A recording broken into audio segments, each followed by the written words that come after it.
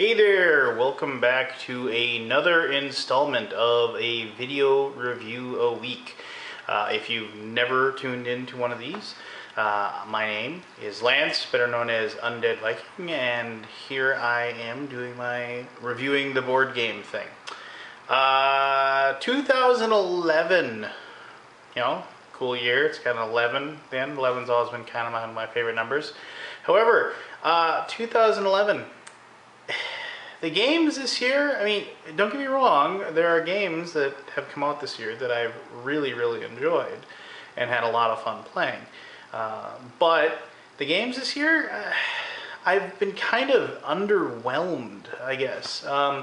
There hasn't been any games that I mean, I shouldn't say any games. There have been games that have made me get really excited about this board game hobby that I'm relatively new in. But there haven't been a glut of games. I mean, maybe it's just rose-colored glasses looking into the past, but I seem to remember last year they were just game after game after game. Starting with like Rune Wars at the beginning of the year. And then just after that, it just kept building and building and building, just awesome game after awesome game. And it just was, when it got time to the end of the year and I had to pick my top 10 games of the year, I had a lot of difficulty doing that. And this year, I've just been kind of waiting for there to be just something that just, bam, knocked my socks off and just said, look at me, I'm an awesome game and you should play me constantly. And I finally found a game that does that. Now, as you well know, if you followed this thing that I do, last year my game of the year was Dominant Species. I absolutely love Dominant Species. It is such an amazingly complex, strategic, no-holds-barred, conflict, do-or-die Euro that my gaming group just can't get enough of it. Supports a ton of players, long play length, but well deserved and a lot of fun to play. And Chad Jensen, the designer of that game, literally that game came out of nowhere. I know he's done the Combat Commander games, and I've had friends tell me those games are awesome, but I've never played them. I'm not a big war game guy. I play a few here and there, but sorry, grognards, I'm just not hip to that. I wish somebody out there would teach me, but there just really isn't anybody around me that is really neck deep in the whole war game genre. But Chad Jensen creates games for GMT Games. He created Dominant Species, which was an amazing game, and it should have been everybody's game of the year last year, in my opinion. And Chad has done it again. This is Urban Sprawl. This, unless something crazy happens, unless I find a game that's absolutely amazing, I can't see this game not being my game of the year. Now, obviously I've already given away my conclusion. You know what I think about it. But Dominant Species was a game that I did a really long review of, and I tried to explain the rules as best as possible. I'm going to try to do that again. The game doesn't officially come out for a little while, I mean, depending on when you watch this video. So hopefully, if somehow you're on the fence and you don't know whether you want to buy it, I'm going to show you how to play the game. I'm going to try to go in depth, and then I'm going to tell you exactly why I think this game knocks my socks off into next week. So, Urban Sprawl, I'll go through the standard stuff. 2 to 4 players, takes about 3 hours to play a game. What's the theme of the game? The theme of the game is you and the other players are building a town that becomes a city that becomes Metropolis. And if you played the old SimCity games, you'll know what I'm talking about. You start off with a little fledgling little town, not a lot going on, and slowly but surely you start building new and bigger additions to that town until it just is burgeoning at the seams, and there's tons of stuff going on.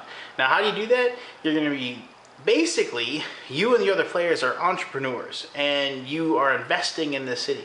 And along the way, you're going to get jobs working for the city. You're going to get elected offices for the city. You can be the mayor. You can be a union boss. You can be the police chief. you know, you can be in charge of the media for the town. You're going to have bad things happening in town, like floods and fires and earthquakes, and ultimately the person that turns around and gets the most prestige, the person that like basically becomes the most famous, will win the game after the city has reached a certain level of size. So that's what the game is, that's the theme, that's what we're going for. And now I'm going to show you how to play Urban Sprawl. You excited? I am. Alright, here you have it, this giant board. You want to see how giant it is? Here's, I am 6'1" and I have about the same wingspan. So there's my hand, and yeah, it's, you know, not reaching all the way across. I mean, yeah, it's reaching all the way across, but it's longer than my arm. Anyway, it's a giant board, and I think it'd be really tough for me to try to show you how to play the game by only showing you this giant panoramic view of the board. So I'm just going to highlight a few of the areas on the board for you, and then I'm going to break it down and show you what you do on each and every turn of the game. Alright, this is where you build the city. You build the city by placing buildings that you have building permits for. Like, you know, here's like a building tile, and like you place buildings. You can't obviously build on the streets. The streets themselves cannot be built on, but obviously you can build anywhere you wish. There is the blue over here stands for like the water, whether it's built next to an ocean or a river or whatever. And the green over here is the wilderness. Occasionally certain buildings and certain events will refer to the wilderness or the water to determine certain things that happen. But I'm kind of getting ahead of myself. So that's where you're building your town. Over here, this is where you're going to have your building permits. And this is like basically the planning area. Over here is where you're going to have the different town buildings that you can build as far as the town, the city, and metropolis. Over here, this is the election track. This tells you which elected official you're going to be voting for or determining who that person is. And up here are the different jobs and vocations that you can gain and control while you play the game. There's also this extra holding box for the wealth and prestige. Prestige is this red color here, and wealth is this yellow color here. But I'll explain that when I explain the middle of the board.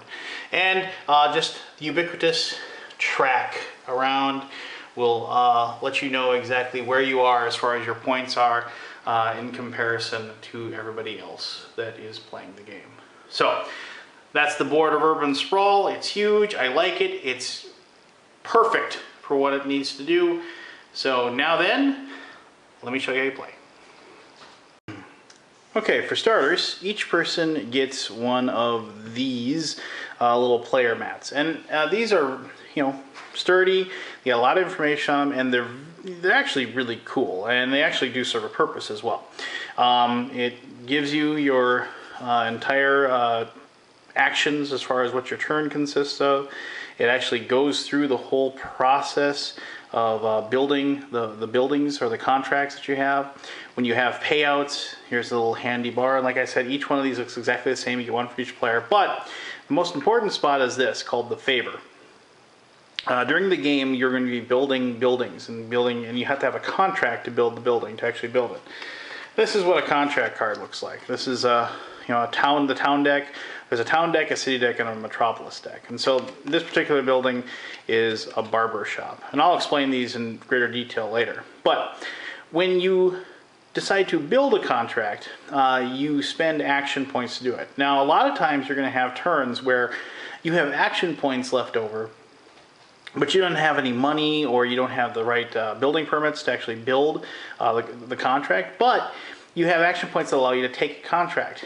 This spot here is called the favor. This allows you to take a contract and place that on your card and just keep it. And you notice over here it says 0 AP, 0 action points.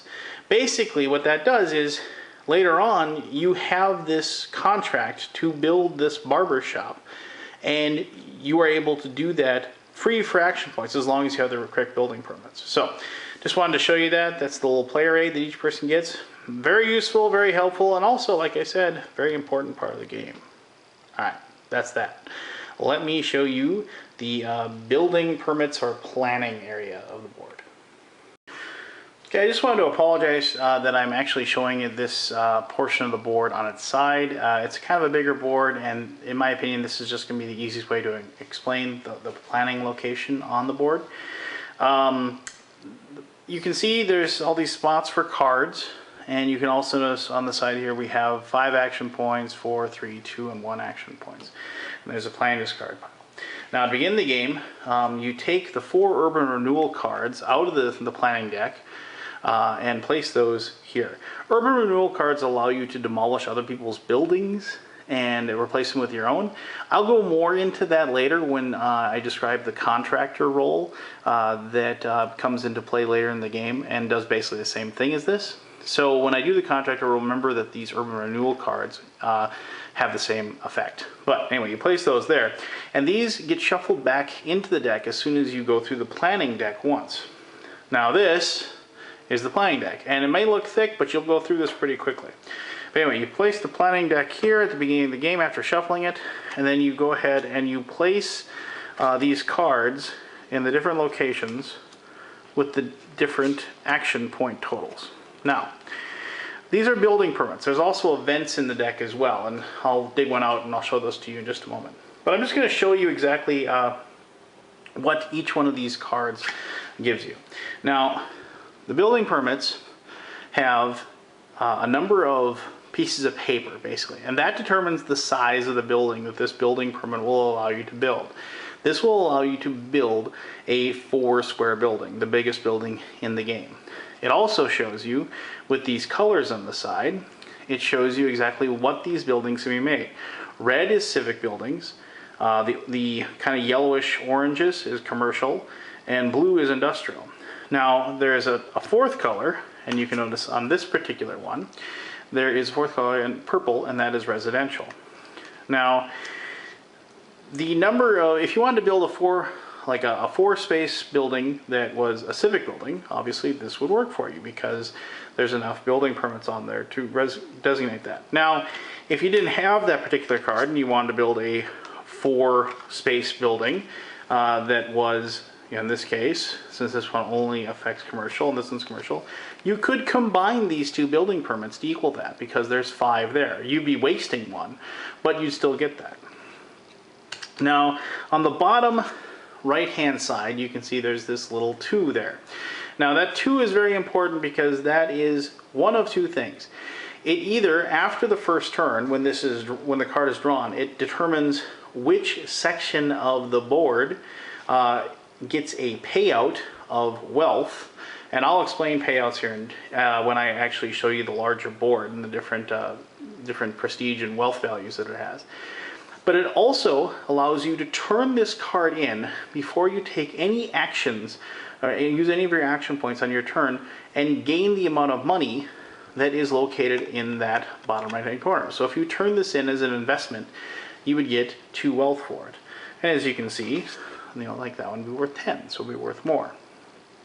So as your turn begins, you look at the different building permits that are available to you in all these different locations, and if you need one to build a building or a contract, you would select one. Now you will also notice that on the bottom of these cards there is what looks like a jury box on the bottom, and what that tells you is that when this card is drawn after the first turn, that tells you to activate the election track. Now, once again, just keep that in mind because I will go over the election track in shortly. But when you draw these, that's what happens. Now, when you say you draw these, what do you mean? Well, after somebody's turn is done, say like the first person took their turn and they got those 2, and they didn't pick any others. Now, before the next player goes, you do what's called a cleanup. And one of the parts of cleanup is moving the building permits down. Now, if there's, like this one was gone, you'd move this one down as well. But let's say the person got those two. Actually, that'd be impossible because they're 4 and 3. I apologize. That actually would not happen. So let's just go ahead and put that back. And let's say they took those two. Ha, there we go. So they took that one for 1 action point, that one for 2 action points. Now they move this down. And let it be said that it is possible because there is a role that gives you more action points, the Union boss. But this is the first one in the game, so you only have 6. And you move that one down there, and you move that one down there. You flip one over, you place it there, and you flip one over, and you place it there. Oh, and now we have an event. So whenever an event card turns over, it just kind of looks like this with a little piece of paper. You read this aloud and you do what it tells you. And this says the player or players with the most civic building, CIV, gain 3, that yellow means wealth, and 3 prestige. So it's just one little thing. Civil servants, you look and see who's got the most, and you award that person both the money and the prestige for that boon. And then that person can go, yay, and if you don't have that, you can say, boo, and then you turn another card over, and now you have 1 for the 5, the 4, the 3, 2, and 1, and that's part of the cleanup, and now you'd go off and let the next person do their turn. It's always a good idea to watch the building permits, realize what you need, plan ahead, and you can have as many of these as you want. There's no limit to that, but you will go through them pretty quickly and you will use them up quickly. So it's very rare that anybody has a glut of these in front of them. And you never actually, if you get these, you don't turn them face down and put them in front of you. You actually have to keep these face up so everybody can see what everybody has. All right, so that's the planning area of the board. Now, the other very important part of the board I'm going to show you coming up now is the contract part. So let's do that.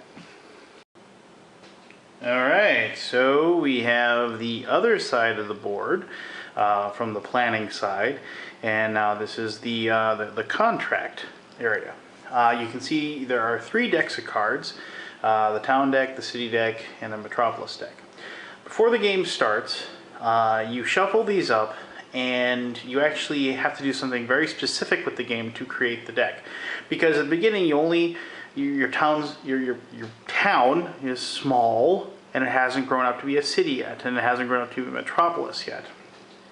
So what happens with each one of these decks is that there's a certain card that once it gets turned over, it activates the next deck for use.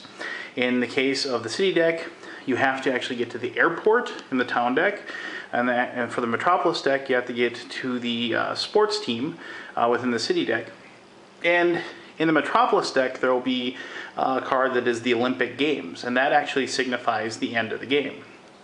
So because you randomly place these cards about halfway through the deck, you don't know when it's going to happen.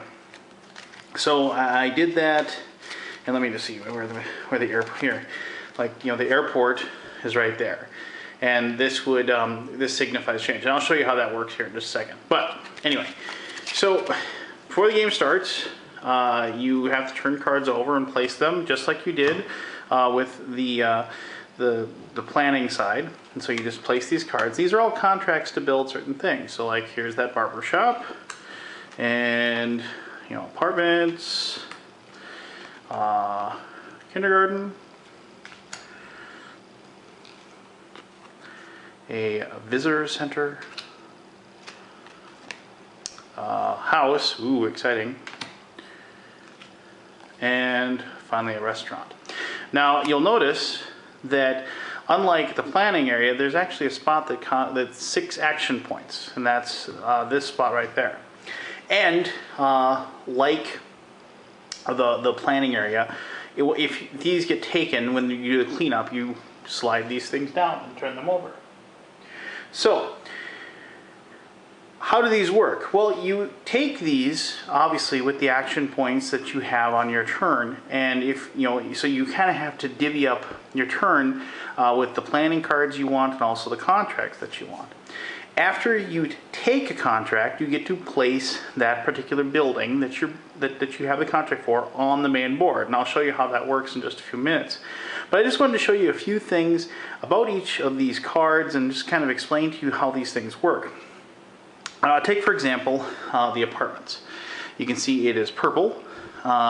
You see there are two little contracts there. So this would take, it's purple, so it would take 2 building permits that are purple in order to build.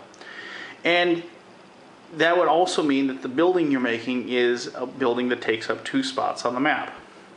It says you may give one of your planning cards to an opponent. If you do, you gain control of one of the player's 1-lot buildings in an adjacent lot. So each one of these cards, they have a little flavor text. And in this case, if you played this one and you gave one of your building permits, a planning card, to a player, you could take over one of their buildings that is next to this particular building that you're placing down. So it's something where you're affecting the game, you're changing things. And there's all kinds of these cards and all kinds of these cool little abilities in here.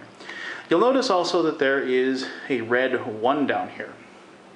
Now, that does not mean this is worth a prestige point to build. You don't get anything for building this. However, that does signify that if this card is turned over after the first round, that you would check the 1 area on the board and do a payout of prestige for that particular location. You'll notice, unlike the building permits, which all have that yellow number at the bottom, some of these do not have a payout on the bottom. So you're not going to be getting a prestige payout every single time when you turn these cards over. Now, I do want you, now that I have this card in front of me that says kindergarten, and you'll notice in the middle of this it says education 1. Now, when you place this building, you gain a vocation tile that is education. That's what this signifies. And there's a certain number of those tiles out there, and as far as like education, I believe there's 3. And if all of them are gone, you would still get one if you place this. You actually get to pick a player to take that particular tile away from them. What this does, it basically says that you are, you have that vocation. You are in charge of schools or a superintendent or something or whatever, however it works. However, when it says education 1, what that does is that everybody, including you, who just got an education tile, gets to take a reward when this building is placed. And that reward is either prestige or wealth for the amount that's listed over here. So when this got placed, anybody that had your education tile would earn either 1 wealth or 1 prestige. It would be their choice. If they have more than one of the tiles, they actually can choose different ones. So if you had 2 education tiles and this card got placed, this building got built, you could take, say, 1 prestige and 1 wealth, or 2 prestige or 2 wealth. So whenever buildings like this get built, yes, it'll help you out, but you might very well be helping out somebody else that's playing.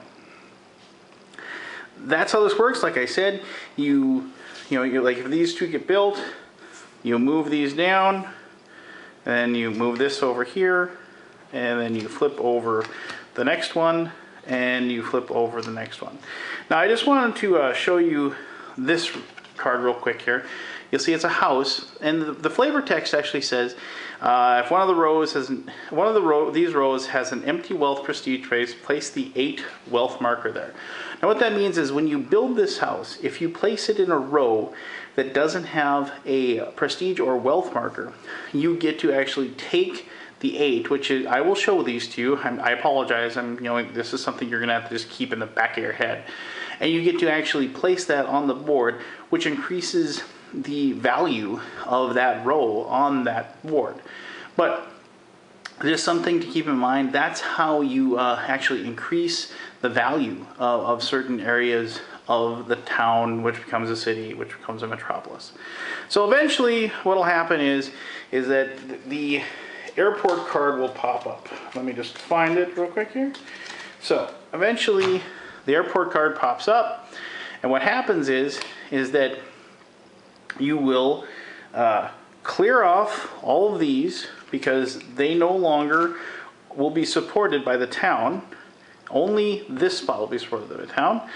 And then you would place city spots.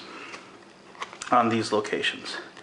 And obviously, as you can probably guess, like once the city deck is being used, bigger and better things are going to be available.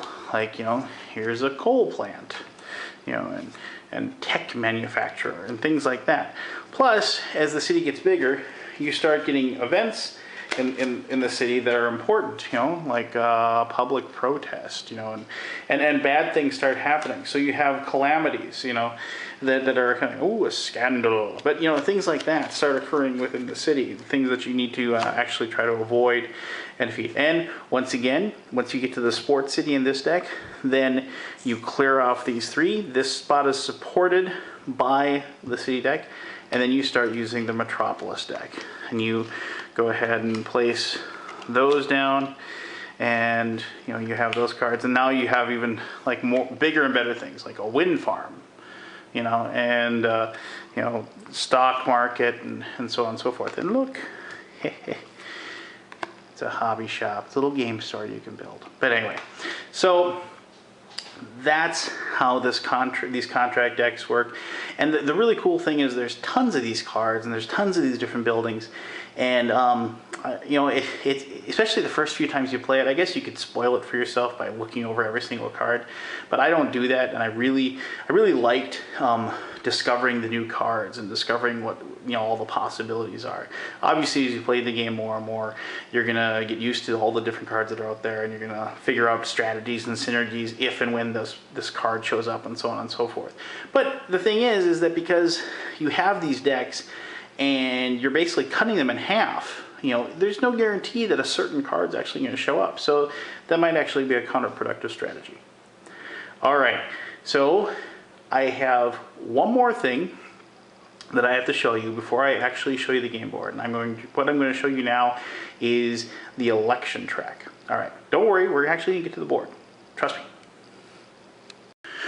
Okay, this is the election track. As you can see, it's just a little circle, and you have this little cone that looks like it escaped from a game of Dominant Species, also by Chad Jensen, and it goes there at the very beginning of the game on the elect mayor portion. You'll notice that in the middle of the election track, you'll see this little symbol. It looks like a little vote being entered into a box. Those are the same symbol that show up on the in the planning deck cards, the building permit cards. And when one of those shows up, it tells you to move this little dude around the track. When it lands on a one of these elect whoever spots, you immediately hold an election for that particular spot. Now then, at the very beginning of the game, you have a town, and the town only has a mayor. And you won't have a mayor right away until you finally get this cone to go around all the way around once. When you land on the mayor location, you'll find this little tile that says mayor, and then you will hold an election for him. Now, mayor is easy. Whoever has the most vocations gets to become the mayor. So those cards, remember I showed you those contracts that when you drop them, you get to take a vocation, but you know, be it education or power or whatever. Whoever has the most of those gets to be mayor. You give them this little plaque basically, and they now gain the ability of the mayor. And after your town builds an airport, remember that's how you go to the city. That's when these other offices will come into play: the district attorney, the treasurer, police chief, and the union boss. And that's when you will hand these out. Just in case you're wondering, the district attorney goes to whoever has the most valuable civic building, the treasurer, whoever has the most valuable commercial building, the police chief, the most valuable residential building, and the union boss, the most valuable industrial building. Now, there is one final role, and that's the contractor. And remember I mentioned the contractor has the ability to basically do the urban renewal, which, you know, demolishes other people's buildings and places ones of their own. This will not show up until you've gone through all the city deck and you've actually activated the Metropolis deck by getting this to the sports team event. And the contractor is actually passed out to whoever's in last place, whoever has the least amount of prestige. So It's kind of a nice little, if you are behind everybody and you're not doing well when the final stage of the game comes in, all of a sudden now you're the contractor and you can start, ripping up other people's buildings and start putting your own. Okay, I mean that's the election. It's all of these. It's just basically each one of them breaks the rules in some way. The union boss gets 8 action points instead of 6. When you like score a vocation, remember you can choose between either prestige or wealth. Well, the police chief gets to score both of them. When you have a treasurer at the start of your turn, everybody else has to pay you 2 money. And the district attorney, you get to double the neighborhood bonus for the first contract you build each turn. And I'll explain the neighborhood bonus in just a few seconds when I show you the main board. But that's the elections, and it's always fun to be the mayor, because then you can just be like, ha ha ha, I'm the mayor. Well, I didn't even tell you what the mayor does. Actually, the mayor, if you're not the mayor, you get to place a 1-lot park into any vacant lot and take control of it. And then at the end of the game, you gain prestige for each of your buildings adjacent to at least 1 park. So it's kind of cool. As the mayor, you're kind of beautifying the city, and if you can maintain being the mayor, then you'll hopefully have placed a lot of parks near where you are building things, and then you'll gain a bunch of points at the end of the game. So, all right, that is the election track. Let's finally show you the main board. All right, here we go. It is the main board. All right, this is a startup for like a 4-player game. There's actually a certain number of these building tiles already placed. And what happens is each person going in turn, you determine a first player, and then you choose one of these locations. You place one of your little controlling cubes. Look, there's even pink. How cool is that? I usually make my friend Craig play pink. But anyway, and then you place that, and then you have to then pay the value of that particular location to the bank. And then in the next turn you pick and you pay that value, and so on and so forth. And each person begins with 20 buckazoids, if you will. And I should mention, before I go any further, that yes, this game has paper money, and I know a lot of people really, really hate paper money, but this is probably the nicest paper money I have ever seen in any game at all. I can't accurately describe it, but this is actually thick. It's like thick money. It's still paper, I can bend it back and forth, but there's a lot of rigidity to it, to it, and it's not like, I still don't like paper money that much, but if I have to play with paper money, I'll play with this. Do I still play with poker chips in this game? Yeah, I do. But that's just me, and I like poker chips, and the vast majority of you, I'm assuming, will probably just deal with the money and be fine with it. But anyway, so you pay in the wealth, and then you determine the value of the location by looking at the prestige level over here and the wealth level that's down here. Now I apologize if you can't really see it, but there's a red 3, a red 1, and a red 2, and then there's a yellow 1, 4, 5, 6, 3, 2 here. To determine the value of any building, you add all the numbers up. So if this building here, this is a 1, so that's 1 there and it's 6. So the value of this particular building is 7. Now remember when I was talking about the elected officials goes to whoever has the most valuable X building? That's how you determine the value. Later on in the game, if you harken back to when I was talking about the contracts, you will get the ability to place more of these little buttons down here, like these yellow ones, and there's 3 of these red ones. So there's prestige and wealth, and then you can notice there's these open spaces over here. So if you get to place one, you'll take one of these, and this is like wealth, value of 11. So whatever line you put this in is going to make it worth a lot. You can place that there. Now all of a sudden, this particular building is worth 1 plus the 6, 7. Plus the 11, which is 18. So that's worth, this building now, just drastically increased in value by placing that particular token there. Now later on in the game, people will get the ability to actually move these around on the board. And so a building that was once really worth a lot might actually end up being kind of a slum, if you will, because somebody will get to move that particular marker. Now what does that mean exactly? What also do these little tokens, if you know, and it should be noted that you don't have, these are all red over here and these are all yellow over here, but these don't have to be red up here or yellow over here. You could have a few reds over here, you could have some yellows up here.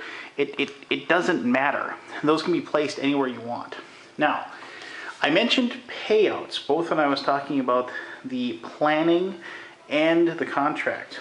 And what happens is that if somebody pulls over, say, a building permit card, and it has the 11 on here, what you will do is you will look down the row that 11 is on, and you will figure out which player controls the most buildings on that particular line. And then you will refer to this payout chart here. You look at 11, and you'll see the first person gets 11, second person gets 5, third person gets 2, fourth person gets 1. Now, and you'll notice that, you know, on the lower ones, you know, you're not really getting paid out a lot, and the first person, maybe the second person, get them. If anybody ever ties, they end up sharing a combination. So if like the first and the second player tie, like in the 11, the first player is 11, second player is 6. You 11 plus 5 is 16. You divide that by 2. Each person gets 8. You know, so if two people tied in that situation for second place, you see 5 is for second, 2 is for third. That's 7. You always round down, so each person would get 3. So that's how you figure out the ties as far as that is concerned. All right, so you understand now the payouts, hopefully, and you understand how these different markers work and where they're placed, hopefully. Now, you're probably saying, finally, could you just show me how you place buildings? Okay, this could not be easier. So you have this little yellow building, and you want to place it on the board. Say it's my friend Craig, and he's playing pink. So he can place this on the board either in a vacant spot that's not connected to anything else, so he doesn't have to worry about any kind of zoning restriction, or he can place it in a location that is adjacent to other colors that are the same as this particular building. This is yellow, so he placed it next to a yellow building. Now then, you can't place this next to a differently colored building unless it is also adjacent to another building of the same color. So let me try to explain this. So this would be a completely valid placement because there is nothing adjacent to that building. It is yellow. He could place it down there. He could put his little cube on there saying that's his because he's pink, and that is a completely valid placement for that building. He could turn around and place it here because it is next to a yellow building, and it's next to a yellow building. And it's important to note that by adjacent, it goes across the streets in every single possible direction. So technically, by placing it here, there's a blue building here, it's adjacent to this blue building. But it's also next to a yellow building, so that's an okay place for it to place that particular building. Now then, what would be an invalid location? Down here, because it's next to a red, it's next to a purple, and there's no yellow buildings around it, so you can't place it there. Once you place the building, there is a one-time prestige bonus that you'll gain for every building that is of the same color that you place it next to. You get a point of prestige, and prestige is whoever has the most prestige in the game wins the game. So in this case, he would get 2 because there is one yellow here and one yellow there. So you'd place that building and he'd get 2. That's how you place buildings. Now it seems simple, but as the game progresses and more buildings get placed, you will figure out that basically you're running out of space, and a lot of times you'll really want to place a building, but you just won't have an option because of the fact that there just isn't any room. Now, One last thing, I mentioned the urban renewal and I mentioned the contractor role that allows them to demolish other buildings. Very, very simple. You don't have to worry about zoning restrictions because it doesn't really matter because the buildings are going to be destroyed anyway. Say you have this purple building, you wanted to place it on that, the red, say Craig is playing again and whoever's white, he wants to be a jerk to them. He has an urban renewal card or he has the contractor role. That red building is there. He demolishes it, places that particular building there, places his pink cube on top of there. He gets rid of that and he hands the white cube back to the other hapless player and play continues. Now that person has lost that particular building and they have to move forward and plot their revenge against Craig in later turns. Now it should be noted that, let's just put that guy back there. You don't have to have the same size building to replace it. If you had this yellow building, you could crush that one. If you had this big giant 4-square one, you can place it there and crush that. And you can crush multiple buildings with the placement of a new building with it. So you could place it if there was, say, that building was there as well. If you place this, it would destroy both of those particular buildings, and then this one would take over. And then you can see larger buildings, later on would be really helpful with urban renewal or the contractor. And that's how you place your buildings on the board. It couldn't be more simple, but it couldn't be more strategic and tricky in trying to make sure you're doing the right thing every single turn to play as well as you can so you can make sure you win the game. As I said before, play continues until you get the Metropolis deck, and you get about halfway through the Metropolis deck. And when you draw the Olympic Games, the game immediately ends. If you have any kind of bonus for any of the elected officials that you have, you immediately get that bonus. You total up the prestige points. If you have money left over, money is still worth a few points. For every 10 money you have is worth a prestige point. And then you total up, and whoever has the most points wins the game of Urban Sprawl. And I haven't won a game yet, but I've enjoyed every single game that I've played. It's such a great journey, and it's so much fun. But I'm getting ahead of myself. I'm going to do a summation, obviously.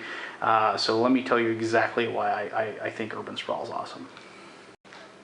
Wait, stop, I lied. I'll still tell you why I think Urban Sprawl is awesome, but I forgot one very important thing about placing a building, and I thought about just adding it on in the comments, but I just couldn't let that go. Basically, when you place a building, yes, as long as they're open space and you match the colors, like in this situation, like purple and purple, and it matches, you still have to pay to place it there. And you pay whatever the value of that particular section of the board is. And once again, the value is both the wealth plus the prestige of that particular spot. So in this case, if I place that building there, there is a 5 over here, a 1 over here, a 3 over here, and a 10 up there. So 10 plus 3 plus 5 plus 1. If my addition is working as fast as my mouth, that's 19. I would have to have, here's a 20. I'd have to have 19 buckazoids, so I pay this, I get 1 change, and then I could place this particular building. I get whatever one-time bonus that that particular building gives me as far as the prestige being close to another location, and also whatever flavor, whatever game text is on that particular card for that building that I built. All right. Now I'll tell you why I think Urban Sprawl is awesome. Beep, beep, beep, beep, beep, beep, beep. Yeah, see it's backing up. That annoying beeping noise. Anyway. So, what did you think? Now, first things first. Dominant Species, very complex game. Very difficult game to grasp right away. Had an excellent rule book, however, and it taught you how to play the game and taught you how to play a complex game very, very well. Same goes for this, though it's not as complex. This game, I don't know, in my opinion, like if we're just going to put Dominant Species on a complexity level of 10, which, there's probably more games that are more complex, I'd say this game's like around a 6, 6.5, 7, somewhere around there. It's still got some crunch to it, it's going to make you think, and it's going to make you wonder, but the actual mechanics of the game are really easy to pick up. The difficult part about this game is figuring out what you, as the player, have to do to succeed and win the game. Now, what I mean is, first time I played this game, literally flying blind. I had played a turn on my own just to kind of get the feel of it. But the next day, and then I read the rules and I played a turn and then I put it away. And then the next day I got my gaming group over and I said, we're going to play this.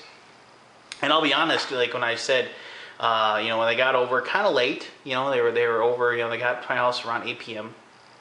And they're like, all right, what are we going to play? And I was like, I got something new for you. And they're like, well, we always got something new for me. And I know, I said, but this is an awesome game. This is a game that's going to be great. I think you're really going to love it. And I put it in front of them. And they're like, huh, well, what's this? And I was like, oh, it's like SimCity. And they're like, and a lot of them were like, oh, okay, SimCity. And so we set it up and we started going. And then my friend Craig, he was sitting there and he's like, Chad Jensen, didn't he design Dominant Species? And I was like, yeah, he did, but okay. He said, it's 8 o'clock at night. I can't play a game this complex. I was like, no, just give it a chance, man. Just give it a chance. I guarantee you this game's going to go fast. It's going to be good. And it took a little weaseling out of me, and I was like, I played a turn. It took me like 2 minutes to figure it out. But I'll be honest, I had a group of me who had played a turn on his own and had read the rules through once, and I had 3 people that were brand new, including one guy who just basically was a friend of a friend who happened to be in town and happened to stop by, and he was just not a big war. When I asked him, oh, you ever play board games? Oh yeah, I played a lot of Risk. I was like, So we sat down. Literally, everybody caught on to this game in one turn. We basically read the rules and played as we went, and we were able to play this game. Now, if that doesn't say the game at least has an awesome rule book, it says the game, while complex, has a very nice and easy flow to it, and is very easy to pick up on. Now, the thing is that there's a lot of stuff in the game that you don't realize until you actually have played the game once. Where, as far as maintaining the wealth and the value of the land that you have. And when it's right, it's the whole kind of, gambling on placing a cheap property and hoping that later it becomes more valuable, so then you can claim that political position, and then perhaps you can gain some more money. Plus, there's like the whole thing with money is actually sometimes kind of tough to come by, because there really is only one guaranteed way to earn money, and that's the investment. That's the taking the building permit that you have and turning it in for the cash before you do your turn. That's the only guaranteed method to get money, and it's always a good idea to have a couple of building permits sitting in front of you, just so in case when you do the drawing of the cards and you do the handing out of the payouts of the prestige and or wealth, that you have that you have that to fall back on. So if you don't get any money while having those events and the payouts and stuff, you have a shot at actually being able to get something and to do something with the money. Because if you don't have any money, you're not going to really be able to do much in this game. I'm talking about strategy here, but what does the game mean to me? The game is just amazing. It's awesome. It's fun. It's there's a lot of planning. There's a lot of thinking on your feet, and there's a lot of situational parts of the game where you are going to be up and butting heads with the other players, and you're going to be destroying their buildings to place something of your own. If you go to urban renewal or become the contractor, you have decisions to make. If another player is the mayor and you have a calamity that would destroy a building of yours, but that if you let the building get destroyed, it's going to cost the person who's the mayor those prestige points. It's stuff like that it's all those little nuances and fun little things that are happening on each and every turn that are exciting and that are interesting. And it's the gambling that a building that you want is still going to be there when it gets back to your turn. It's the whole process of making sure that you're in the right position and you have that really expensive piece of property that's going to guarantee you a political position when the time comes around.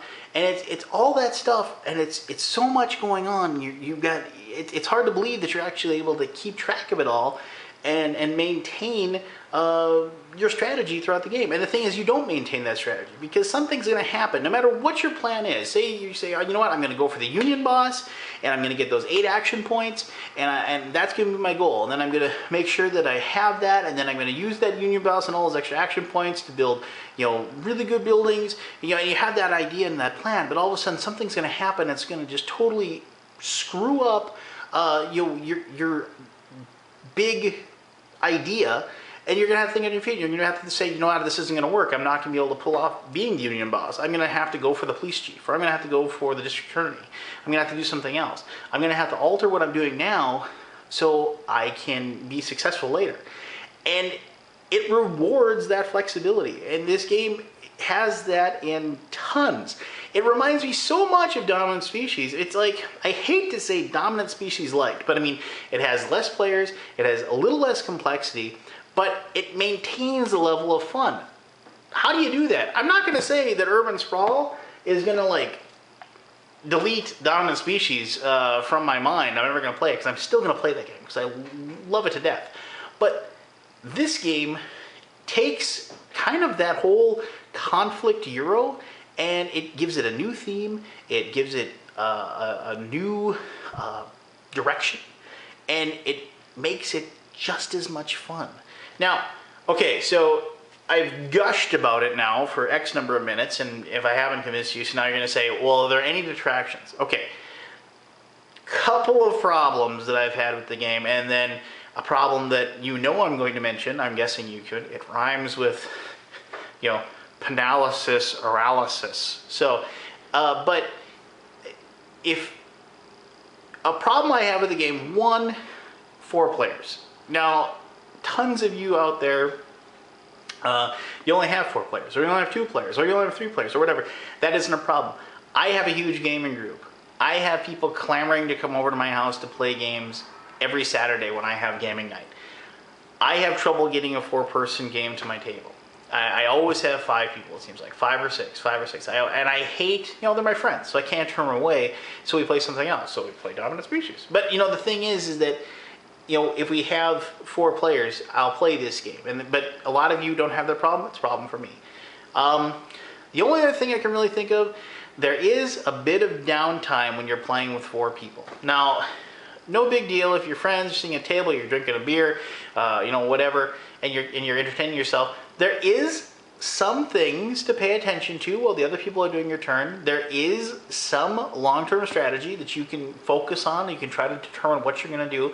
But other people's turns, especially after, once you get done with yours, as it's going on, unless some events pop up where you have to make a decision, or unless, there's a payout and you're getting things handed to you and you got to make a decision as far as whether, if somebody plays a building that has your job, you have to decide what you're going to do with that. But for the most part, there really isn't much to do until it gets to your turn.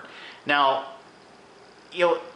that bugs some members of my game group more than others. It doesn't really bother me. Because basically when I game, it's a social thing, So if I get done with my turn, I turn to the guy on my right, and and we BS about whatever. Like, say how absolutely horrible the Minnesota Vikings are this year.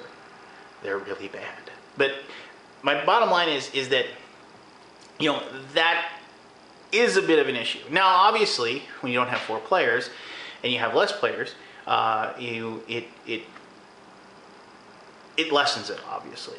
Now then, I've had a few people ask me already, how does it play with 2? How does it play with 3? How does it play with 4? Now, I've never played it with 3, so I can't answer that. I can only assume it's a conglomeration of 2 and 4 because, well, that's the middle. But 4 players, love it. It's awesome. You're running out of space. You are constantly in conflict with everybody else.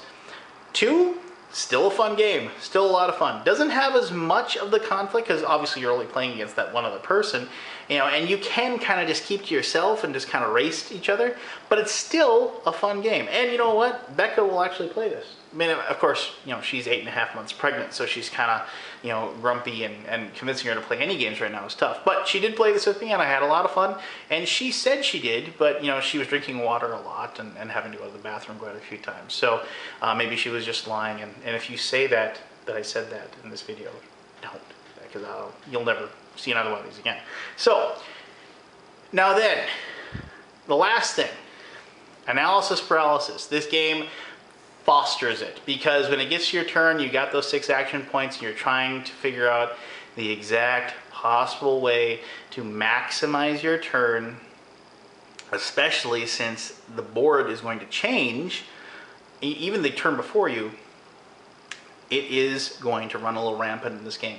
Now then, it doesn't bother me. Like I said, I game to be social. I game to have fun.